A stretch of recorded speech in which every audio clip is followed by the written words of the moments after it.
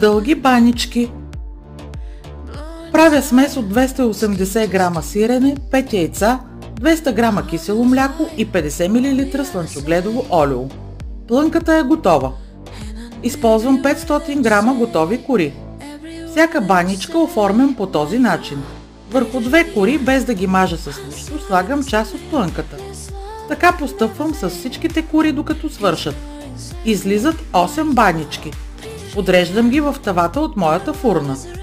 Баничките заливам с 60 г разтопено краве масло и с смес от 1 яйце и 50 мл вода. Пека на 190 градуса и вентилатор в предварително затоплена фурна до готовност. В моята фурна са готови за 24 минути. Желая ви приятен апетит и да ви е сладко!